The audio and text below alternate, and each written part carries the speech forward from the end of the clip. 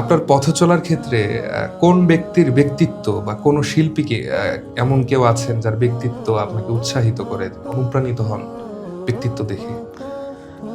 যেহেতু আমি অনেক ছোট, আমি মনে করি আসলে সেক্ষেত্রে মোটামুটিভাবে যারা বড় আছেন তাদের ভালো দিকগুলো নেওয়ার চেষ্টা করি, খারাপ দিকগুলো আসলে চুপ থাকার চেষ্টা করি।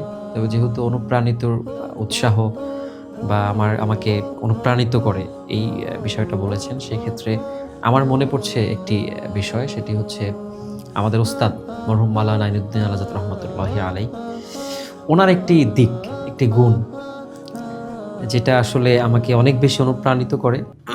যেমন ধরেন, আমি যদি আপনাকে বলি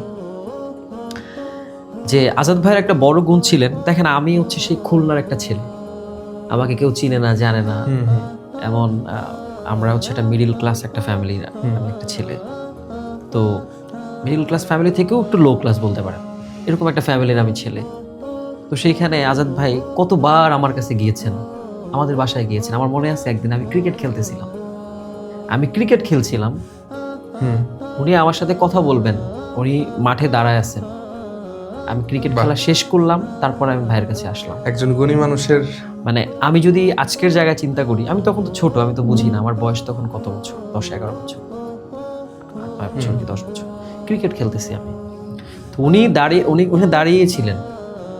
আজকের জায়গায় যদি আমি চিন্তা করি যে ওইখানে কে দাঁড়িয়েছিল, এটা ভাবলে তো আমার জিহ্বায় কামড় দিয়ে আমি কয়েকবার, তাই না? কিন্তু ওই যে ভাই এখানে দাঁড়িয়েছিলেন, আমার সাথে কথা বলেছেন, লাভটা কার হয়েছে? আপনার হয়েছে। কিন্তু ওনার লাভটা হয়েছে কোথায় জানেন? উনি কিন্তু আমার এই লাভটা উনি দেখেন নাই।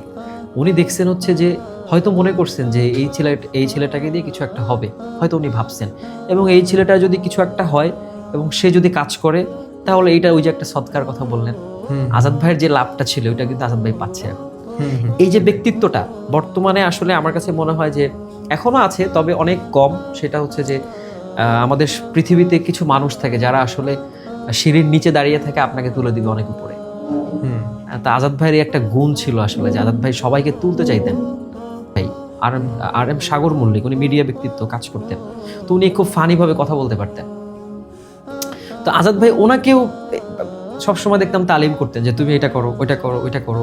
মানে তার ভিতরে একটা ব্যাপার ছিল যে সবাই বড় হোক এবং উনি সবাইকে হেল্প করুক, এইটা আমাকে আসলে অনেক অনুপ্রাণিত করে। যাক, খুব ভালো লাগলো আইনুদ্দিন আল আজাদ রহমাতুল্লাহি আলাইহি সম্পর্কে মানুষের অনেক বেশি কিউরিসিটি কাজ করে। এক্স্যাক্টলি, কারণ হচ্ছে যে আমরা যারা এই তরুণ সমাজ যারা, তারা কিন্তু অনেক ক্ষেত্রেই ওনাকে চিনেন না, অনেক ক্ষেত্রে চিনেন না, কিন্তু হয়তো আজকে বদরুজ্জামান ভাইকে চিনেন, আবু রায়হান ভাইকে চিনেন, সাইদ ভাইকে চিনেন, কিন্তু তাদের কারিগর যিনি, তাকে হয়তো অনেকেই চিনেন না, এটা হয়। তো সেই ক্ষেত্রে আমাদের তরুণ প্রজন্ম যারা আছেন, আমাদের বয়সী যারা আছেন, তাদেরকে বলা উচিত উনি কে ছিলেন আসলে, আমরা কিভাবে আসলাম। যাকে এই এপিসোডের মাধ্যমে আমরা অনেক কিছু জানতে পারলাম মরহুম আইনুদ্দিন ভাই সম্পর্কে।